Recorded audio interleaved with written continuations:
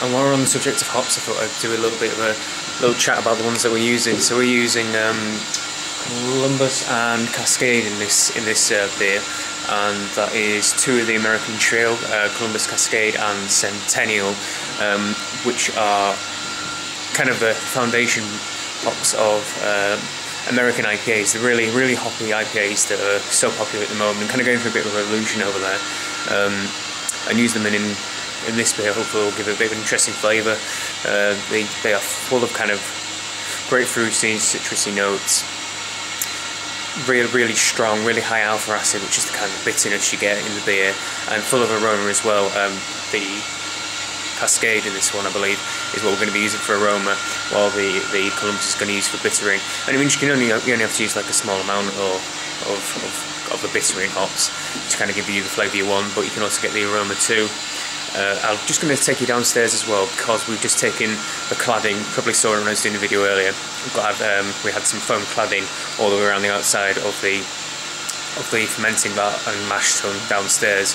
We're taking it all off so you can see the wonderful, wonderful, really beautiful coppery.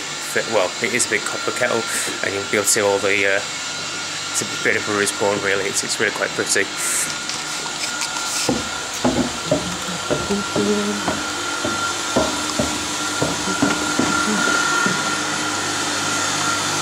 And here's Phil doing his favourite job, cleaning his copper kettle. But it's a really gorgeous one, and it's by Thomas Ryder & Co, engineers and coppersmiths up in Manchester. And that's what we're doing all the fermenting later on. It's very possibly a bit pointless, but it makes us feel nice. Yeah, I was just saying, it's a bit of brewer's porn, really, isn't it? It's like, it's got to look nice and shiny. Everyone's going to like it looks nice and shiny. Doesn't really do much. It's going to get dirty again by the time we're finished, but... It's a bit there's a sort of fourth rail bridge aspect to it. Yeah, exactly. But, hey, it's gorgeous anyway. But the nice thing is that there aren't many lumps of copper in breweries like this around, so we really ought to try and treasure what we've got.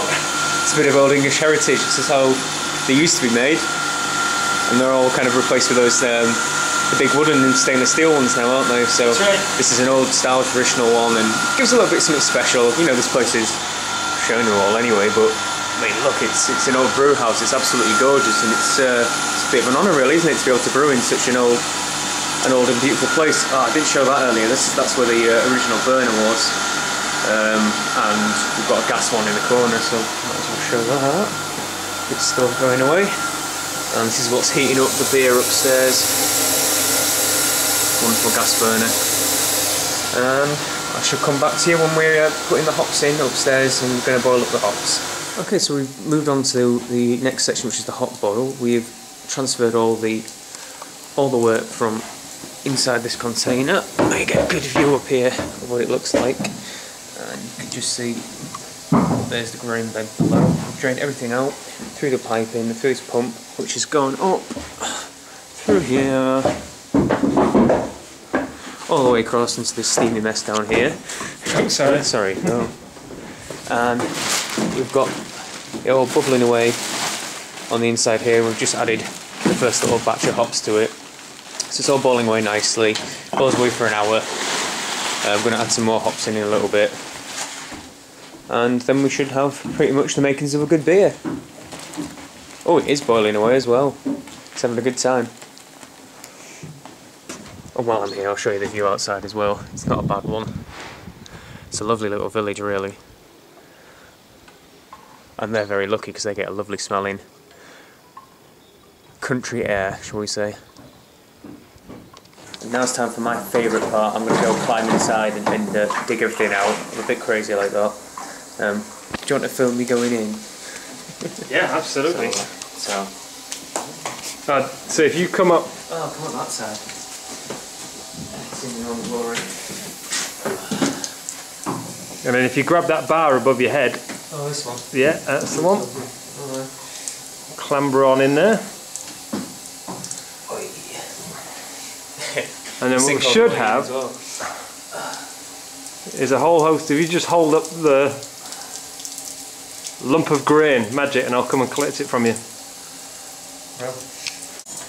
I think it's probably important that I show everyone on YouTube what the day-to-day business of brewing is like. And this is normally what you're going to be spending most of your time doing, is cleaning like Phil is. Sit inside, cleaning everything out with the scrubbers. It's very glamorous, isn't it? Very glamorous. And also, this is just a filter to stop all the bits and bobs of grain coming out from the bottom of the mash tun.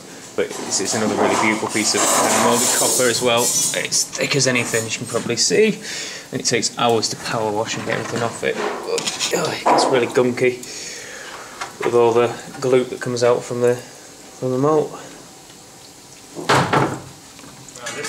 Oh, right, yeah, you might have to. Right, this is the final hop charge that we just got to pot in. And then I'm going to try and stir one-handed, like a professional. There we go. This is several kilos of Cascade hopping in now.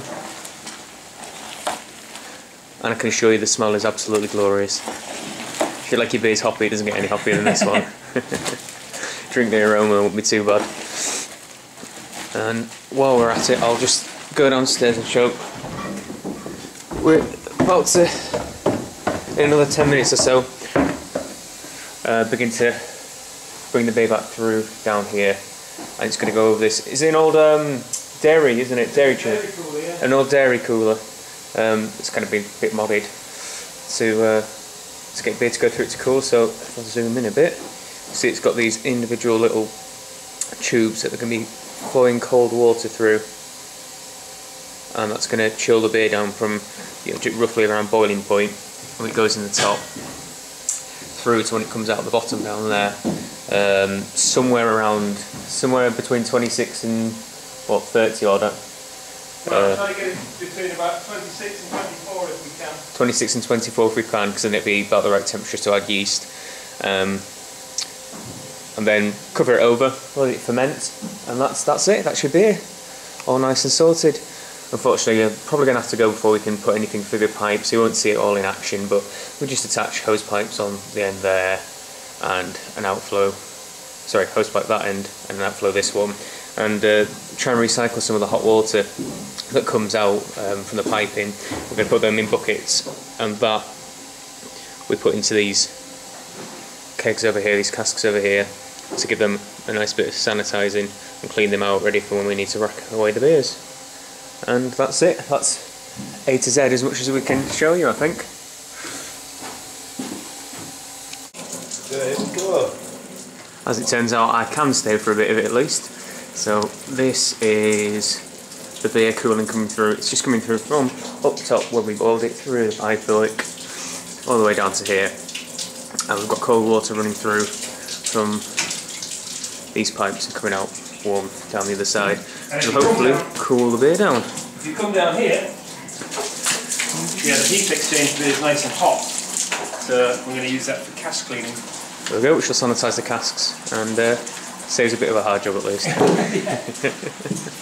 And then, hopefully we'll be able to see it at least. You see the beer will just come out the bottom there, and it's actually chilled down quite a lot.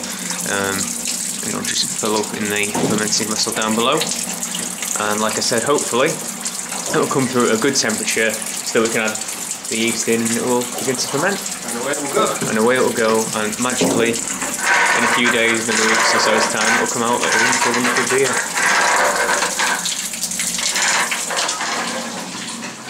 So this stage will also help to clarify the beer. The temperature drop helps to clear the beer, and it will add some air to help the yeast. It will pick up air on its way through to help the yeast propagate. That should be running quite nicely. Yeah, it seems to be flying pretty good. It's running down like everything. It's not dribbling or anything. That should be quite good. So there we go, ladies and gentlemen. That was our day at the Brass Castle Brewery. I mean, if you want to say goodbye to it. Fantastic surroundings around the Garrowby estate. And look at my hoppy sock, if you like, as well. No matter how much protection you're going to use, you're always going to get wet feet, and I managed to cover myself in hops as well because I am a tool like that. unfortunately I didn't get to show you absolutely everything that I would have liked, because it's been a pretty busy day. We normally have another brewer as well called Ian who's helping out, but he's had to go away today. So it's just the two of me, just me and Phil. I didn't get to introduce you to him either, because unfortunately with one down it's been quite a busy day really, and I haven't got as much filming done as I'd like as well. Plus we're running a tiny bit behind, which is why I am having to rush on, because I have to go to work. Going away from the wonderful job that is brewing and having to go back to reality, unfortunately. But thank you for tuning in. I shall see you again in the next beer review, or even tomorrow when I'm heading off to the Black Sheep Brewery out in Masham, and hopefully bringing you an interview there as well. So till next time, goodbye.